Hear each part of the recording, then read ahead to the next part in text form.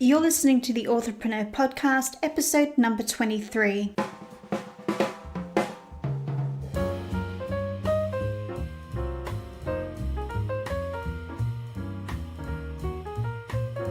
Welcome to the Authorpreneur podcast. I'm your host, thriller writer Amelia Hay. On this podcast, I will bring you writing, book marketing, and self-publishing advice so that you can create your dream author business, build your author platform, and be creatively independent. You can find the episode show notes and lots more information on the podcast page at ameliahay.com/podcast.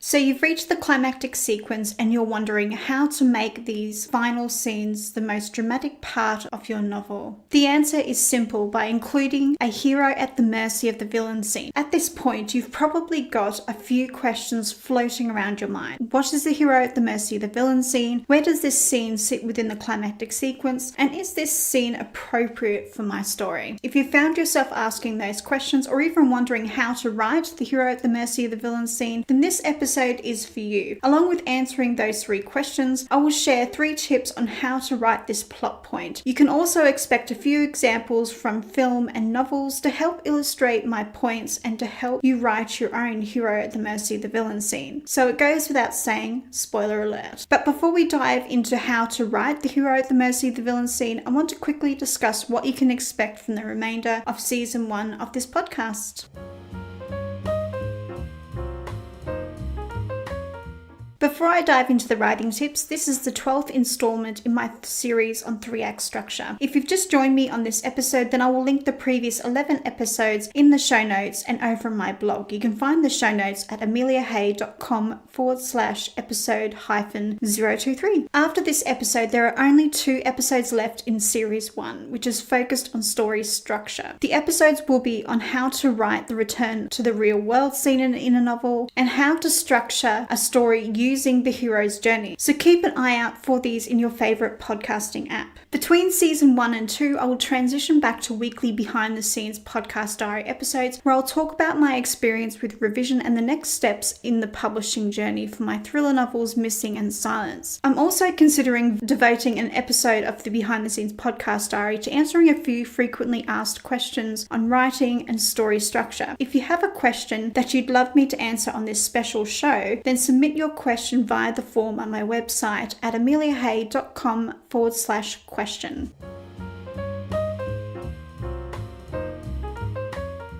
Depending on where you get your writing advice, the hero at the mercy of the villain plot point is often referred to as the final battle or the final confrontation. The reason I'm pointing this out to you is I will use these references interchangeably throughout this episode instead of saying the same phrase over and over again. I know story structure can be quite confusing at times, but understand that all 3 of these plot moments refer to the same thing. The hero at the mercy of the villain scene can come earlier, for instance, just before the second plot point. However, it usually occurs between the 88 to 98% mark of the story. It's the final straw, the most dramatic part of your book. This moment forces the hero to make a realization, change, or grow. And it's in this moment within the climactic sequence where the hero has a victory, and more often than not, sacrifices are made to obtain this victory. Even though the title does imply this, the plot point doesn't have to be a literal battle. It can be metaphorical, like in The Great Gatsby, where the villain isn't Tom, but Gatsby's obsession with the American dream. The moment doesn't have to be one scene. It can be a few chapters. The length really should depend upon your story and what it needs to reach a satisfying conclusion. In light of that last point, it's essential I remind you that story structure is to be used as a guide. I don't want you to look at this series as a strict set of rules. Writing and entertaining and compelling story should come first over having a plot point in the right place. As a writer, it's crucial to understand story structure so that you can make better decisions when it comes to the plot of your novel.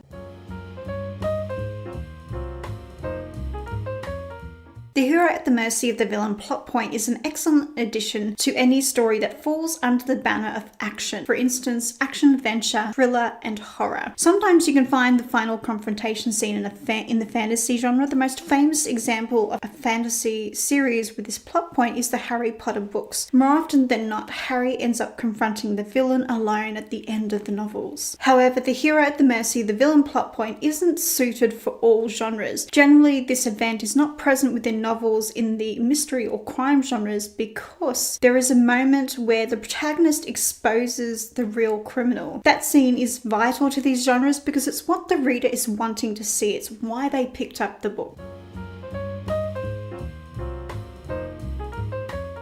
Tip number 1, the hero becomes the victim. So how does the hero become the victim? The protagonist experiences an all is lost moment leading up to the hero at the mercy of the villain's scenes. It's in that moment where the hero realizes that he has nothing else to lose. This gives him the courage to face the antagonist even though the odds are stacked against the hero from the start of the climactic sequence. As a result, the hero is captured and comes face to face with the villain. Just a side note, you don't have to do it exactly like that. That's just an example of how you would get the hero from the start of the climactic sequence where they have an all is lost moment to being in like a literal, maybe not a literal battle, but a moment where they're confronting the villain and they're in a position where the villain is actually causing them a lot of pain. Because in this hero at the mercy of the villain scene, that's actually the most important thing, is that the villain is actually causing the hero pain in this. It's not any external circumstances.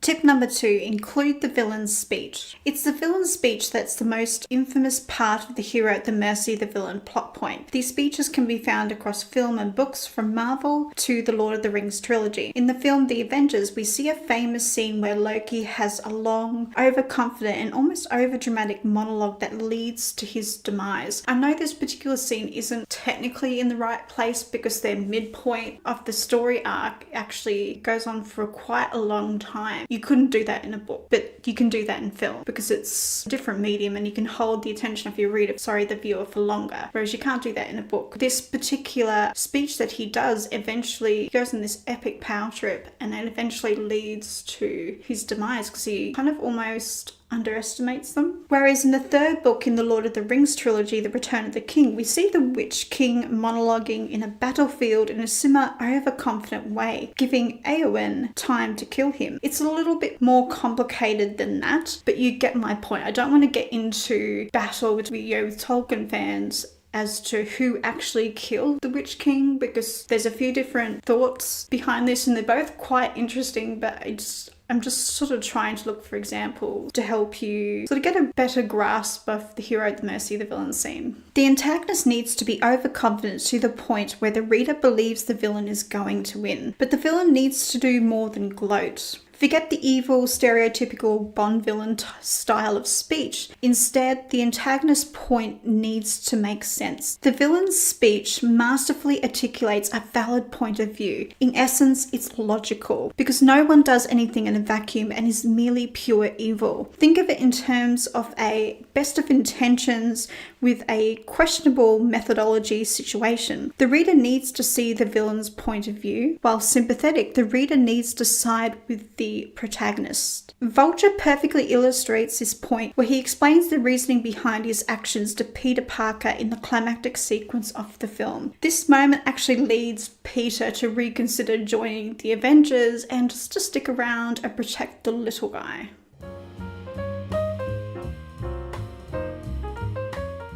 Tip number 3, choose a satisfying ending. I guess you're wondering how to end the hero at the mercy of the villain scene. There are 2 types of ending. The hero overcomes through persistence and a false death of the hero. I devoted an entire show to story endings in season 1. I'll add a link to episode 21 in the show notes over on my blog at ameliahay.com/episode 023, just in case you're a little curious and want more information. But back to the 2 possible endings for the hero at the mercy of the villain plot point. With resolve and tenacity, the hero escapes and overpowers the villain. In the process of overcoming the life and death stakes, sometimes the villain dies, even if it's by accident. The scene in The Wizard of Oz, where Dorothy accidentally splashes water on the Wicked Witch in her attempts to put out the fire on Scarecrow, is a perfect example. Obviously, when the water does hit her, she realizes, oh, you're dissolvable, and maybe not dissolvable, she sort of evaporates a little bit. She turns into this bubbly mess. So obviously she then does it deliberately. So what was done by accident then becomes something that is done on purpose. The final battle scene can also include a death of the hero scene, where the hero sacrifices themselves and appears to die, but then is brought back to life. In between the moment where the hero dies and is brought back to life, the villain has a mini moment of victory, just like in Harry Potter and the Deathly Hallows. Voldemort returns to the ruins of Hogwarts with Hagrid following closely behind, carrying a seemingly dead Harry Potter, and he prematurely announces his victory. This sight pushes Neville to speak up and pull the sword of Gryffindor out of the Sorting Hat moments before Harry comes back to life. It's almost like a false ending.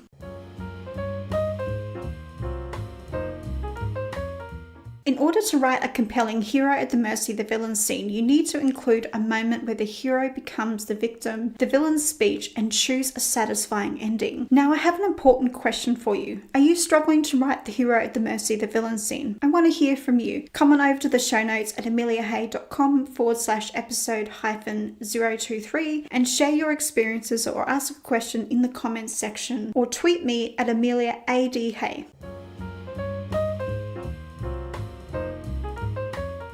I've decided that I want to start building a community around the podcast through Twitter, because at the moment it feels like I'm talking into a void. So I'm a little curious, where are you listening to the Authorpreneur podcast? Feel free to snap a quick photo and tweet me at writer@adhay, and I'll share it on the next week's episode. Thank you for listening, and happy reading and writing, everybody. Thank you for listening to the Authorpreneur podcast. If you love this episode, then hit the subscribe button and leave a review on your favourite podcasting app. I'm your host, Amelia Hay, and I'll see you next week for another episode.